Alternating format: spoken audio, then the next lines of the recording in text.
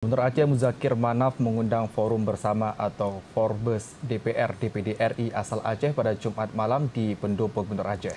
Pertemuan ini dalam rangka pembahasan sengketa 4 pulau dan revisi UU PA serta masalah kepemilikan lapangan Belang Padang.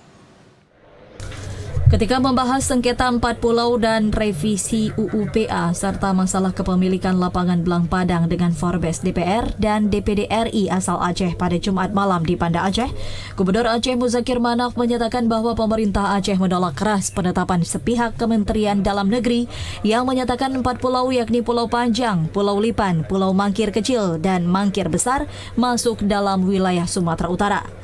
Menurutnya, Aceh memiliki dasar historis dan yuridis kuat yang mendukung klaim terhadap keempat pulau tersebut. Hal ini bukan semata soal batas, namun menyangkut kedaulatan, kejelasan hukum, dan penghormatan terhadap kekhususan Aceh, maka keputusan ini harus ditinjau ulang.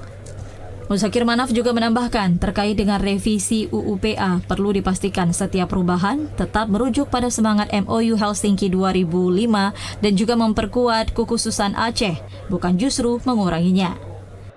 Yang pertama itu hak kita, bukti dan data hak kita, ya. Kemudian secara histori itu hak kita.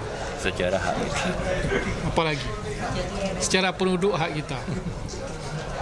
Secara geografi juga hak kita. Serasa seperti itu. Itu saja yang kita pertahankan. Macam mana kita duduk bersama, itu ke hak kita. Kepunyaan kita, milik kita. Wajib kita pertahan, itu saja.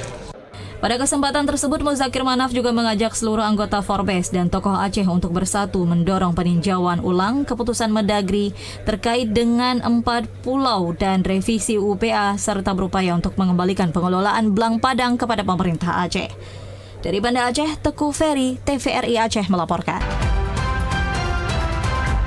Labbaik Allahumma labbaik. لبيك لا شريك لك لبيك إن الحمد والنعمة لك والملك لا شريك لك